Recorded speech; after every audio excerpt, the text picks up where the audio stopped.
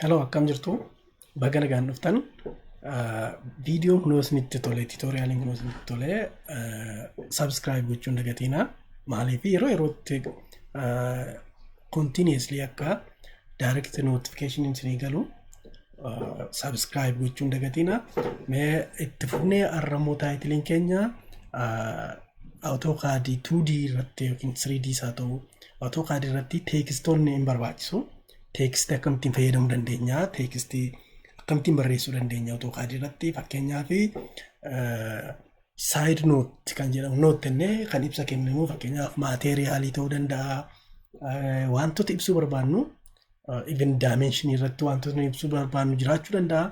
Kanaaf akkamittiin teeksti barreessuu akka dandeenyu teeksti AutoCAD irratti yookiin barreeffama jechoota fi qubee garaagaraa akkamittiin AutoCAD irratti barreessuu akka dandeenyu ilaalla wajjin jechuudha. Fakkeenyaaf asirratti salphaamatti yoo akka kana screen akkanaa isin barbaaddanii asirratti fakkeenyaaf akka kana akka isin dhufuu barbaaddanii dashboard jettanii irratti barreessitan isheen kun isiniif iftisaa wanti kun isheen maal jedhamti dashboard jedhama kuni dashboardii akka isiniif dhufuu barbaaddan command line irratti command line jechuun yaa'u kana dura isin ibseera bakki kun command line jedhama. Command line kana irratti maal jettanii barreessitu dashboard jettanii barreessitanii enter waattan garanatti dashboard gara dashboard kanatti isin jijjiirama jechuudha. Kanaafiyyuu amma akkamittiin teekstii barreessuu dandeenya asirratti akkuma argitanii asirra maaltu jira teekstii jira. Kun teekstii fi teebilii faa laayinii faa asirra jirtu kun teekstii bakka nuti filannee itti barreessinudha. Kanaaf teekstii barreessuu fi jalqaba ishee bakka itti jirtu kana teekstii bakka jirtu kana gadi kan qastii gadi agarsiistutti kilik goona. Kilik goone filanna as keessaa. Maltii laayinii immoo laayinii 3-4 barreessinu ta'e maltii laayinii filanna. Single laayinii torma tokko barreessinu ta'e immoo single laayinii fayyadamna. Single laayinii fayyadamne maal jedhaa specify point of text eessaa jalqabnaa kan jedhu specify goona. Fakkeenyaaf isin jalqabuun jedhee click godhasti specify height. Heightii keenya meeqaan hojjennaa fakkeenyaaf 2 jedhee 2 enter then rotation angle 0 enter akkana mallattoo akkanaa nu fidaa jechuudha. Kana booda immoo barreessuu dandeenya.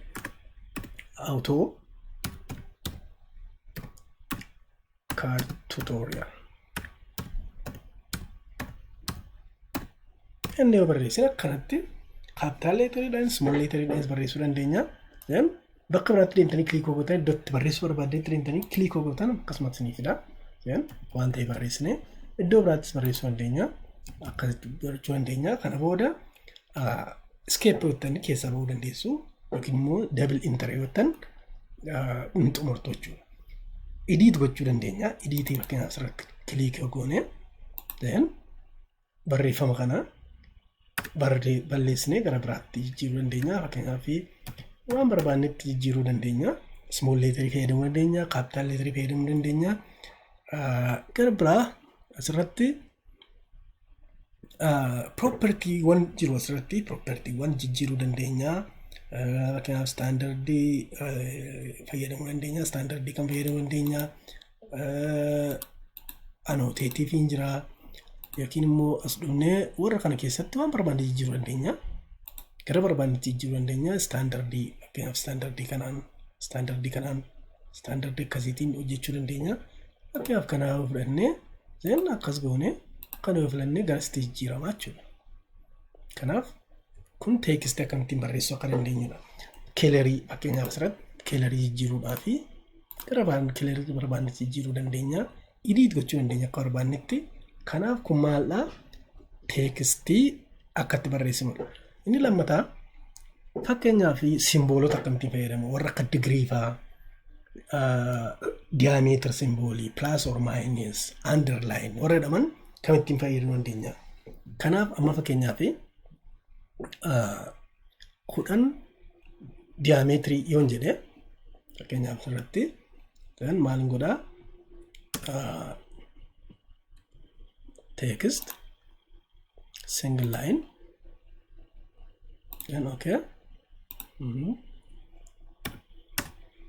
akkuma ammaa intaredhee kasitti onaa fide fakkeenyaa fi diyaameetirii 20 barreessuun barbaade 20 jedhee fakkeenyaaf diyaameetirii mallattoo diyaameetirii gashiyoon barbaade maalin godhaa percent C yootan diyaameetirii fida percent C percent C percent yeroo lama barreessine C waan daballu diyaameetirii ta'a jechuudha. Kuma tekstii diyaameetirii barreessuu barbaade. Digirii barreessuu barbaanne immoo percent D waa sanatti digiriidha ta'a jechuudha. Kanaaf digirii barreessine kanaaf digirii 10 digirii 30 jechuu dandeenya. Kun digirii akkatti barreessinudha. Inni garbiraa plus or minus jechuu barbaanne akkamittiin barreessina percent P yoo ta'ani plus or minus mallattoo plus or minus 0.25 toleraansii jennee percent P jennee jechuudha. Percent P waan nu plus or minus ta'a. Garbiraa immoo underlining barreessuu barbaannu maal goona ammas percent U amma wantoota nuti barreessinu underline ta'a jechuudha. Regular base inni barreessinu amma then underline ta'a jechuudha. So kun akkamittiin akka barreessinudha tekstii akkamitti fakkeenyaaf digirii barreessuu barbaadan percent D digirii barreessuudha. Diameetirii barreessuu barbaadan saayinii diameetirii barreessuu barbaadan percent C plus or minus barreessuu barbaadan percent P underline gochuu barbaadan barreeffama keessan percent U akka ittiin barreessinaa jechuudha. Kana jechuun almost akkamittiin akka tekstii AutoCAD irratti barreessinu. AutoCAD irratti tekstii akkamittiin akka barreessinu sirriitti understand gochuu qabna. Erga 2D's ta'u 3D's hojjennee ibsi nuti barreessinu AutoCAD'dhaan drawing nuti barreessinu tekstiidhaan barreessinu waan ta'eef akka itti barreessuu dandeenya. Fakkeenyaaf as keessatti wantooti nuti barbaannu hunda tekstiidhaan barreessuu dandeenya. Yoo tekstii barreessuu isiniif hin galle ta'e bakka isiniif galuu didee command line irratti barreessaa bakka ibsa irratti kennuu barbaadan har'aaf waa'ee tekstii barreessuu akkamittiin tekstii barreessinaa kan jennu ilaalle borimootti fufnee akkamittiin print gochuu dandeenya. Printii akkamittiin qopheessuu barbaanna fakkeenyaaf irratti title block akkamittiin hojjechuu dandeenya kan jedhu ilaalla. Marsaa sadeffaatti 3D itti fufna. Kanaaf koomentii barreessaa bakka ibsa irratti kennamu isin barbaachise koomentii jalatti barreessaa galatoomaa nagaan tura.